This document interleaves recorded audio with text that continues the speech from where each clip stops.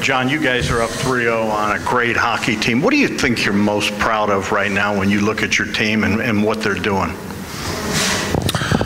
Well, I'm not too sure I'm interested in talking about how proud I am about the team right now. I'm happy the way we have gone about our business. Did some really good things tonight.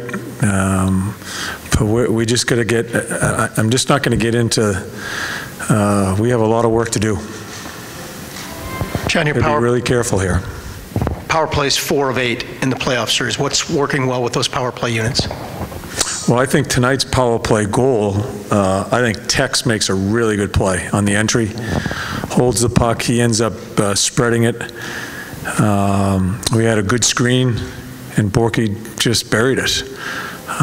That group there has had really good puck movement, or really both groups have had good puck movement, and we've had some people around the net. Jenny, we talked at length about Josh Anderson, how he can impact games. Is that even more extreme in series when there's sort of a continuing theme of his? Are you sensing him really having an impact on this, even on a night like this when he didn't score? Yeah, when you're talking about attrition in a series and the physical play, as you watch all the playoff games, it's just amped up.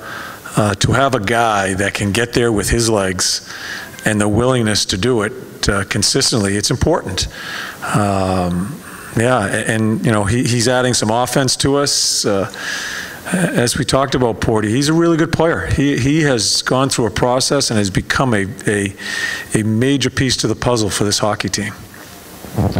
John, talking about the hitting that you guys have been doing and the checking, the forechecking, and yet I think in the last 2 games you've only taken 2 penalties. Can you speak to the discipline that you guys are hitting and playing right on the edge but not going over it, where they have taken a few penalties? It's really important. It gives us a better chance to win, especially against that team, their power play.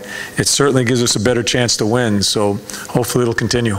Your thoughts on Clendenning tonight, first ever NHL playoff game, just for that guy. He handled himself very well. Yeah, he handled himself very well. I know, I think it was probably 9 or 10 minutes ice time for him. There was a couple of shifts where they got caught in the end zone. I thought he did a really good job for a guy that's been shuttling back and forth to Cleveland, and then come back here and play. I thought he handled himself very well. John, you talk about Josh's play, the defensive discipline that you guys have maintained for now 8 periods in a row. Can you just speak to the difficulty? It might be easy to do that for a period or 2 or a game or 2, but now this is 8 periods of pretty stout defense. Against that club, you have to play well away from the puck. You've got to try to limit their odd man rushes. I thought we looked a little nervous in the 3rd period after they scored their goal. I think the neutral zone, we gave up quite a bit of speed through that neutral zone.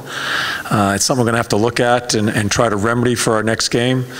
But you know, we talked about, I told you guys after the 1st period of game 1, we did not compete hard enough away from the puck. We didn't block shots. We just did not play at a level that we needed to play at. We discussed that in between periods, and I think we have been pretty consistent in blocking shots and just trying to do the best you can away from the puck. You just touched on it a little bit, but that 3rd period, is that the push you expect from them, or is there something you guys did to help fuel that? Did you sit back too much, in your opinion? Yeah, I think a little bit of both. I think you, listen, it's high stakes. We know what the team is. We know what our opponent is. We're kind of cruising along, but when they score that goal, you can see, I just felt I think we've got to find, and we'll look at the video, I think we've got to find in that time of the game that we need to be aggressive on the puck, but also be above the puck. And there's a fine line there. I just thought we just kept on skating above the puck, and really, we've got to keep on forechecking also, and that's where I think we lost ourselves. And then they pushed. The key guy in the push was Bob. I don't think Bob had much work in the first 2 periods. I think 3 or 4 chances, 3, 4, 5 chances. But in that 3rd period, when they came at us, and listen, they're a damn good team. I thought Bob stood in there. I mean, he made some really good saves for us.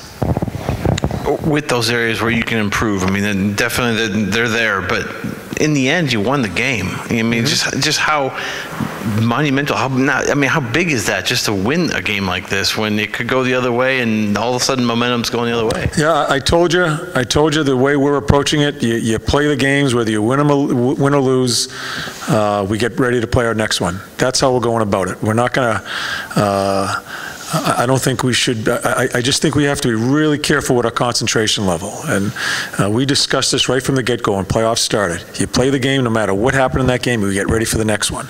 We'll come in tomorrow. We won't show tape tomorrow, it'll probably be the morning of the game, but we have some things that we need to correct and get ready to play our next game. John, you haven't been shy about talking about the fact that there have been big games at home that this team's fallen flat in. Nick mentioned that he felt like tonight the guys didn't sort of get overhyped with the crowd and the way it was. Did you have a different sense, a different feeling of this group before the game started? Did Nick say they were overhyped? They weren't overhyped. No, I like the way we approached it. It was a huge point in tonight's game. After winning a couple in an away building, coming back here, knowing what the building's going to be like.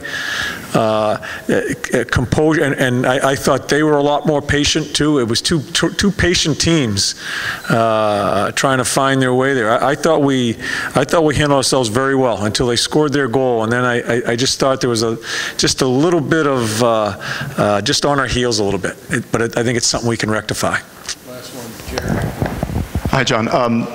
Nick also mentioned in locker room about the calming presence that Bob is right now to the team. Can you get a little bit more on what you're seeing out of him that's giving your team some ease in some stressful moments? He seems to be the guy that makes them feel like they can pull through and get it done. Yeah. You know, it's a tough game for Bob to play tonight because he didn't have much action. I thought we played really well away from the puck for a lot of the 40 minutes, but then they ramped it up, and that's where you know, we have a really good goalie. He is. You don't get to this time of year without a really good goalie to get in, and you don't win playoff games without your goalie. So I thought he stood really big in those 10, 12 minutes there where they turned it up. And you know, Bob doesn't say anything. He just goes about his business. He, as I've always said about him, he's one of the guys. The way he prepares, it's second to none. And yeah, and we're going to need him. We're going to need him because there's going to be another push in Game 4. Thank you. Okay. We're on the ice here tomorrow at 12 o'clock. Thank you.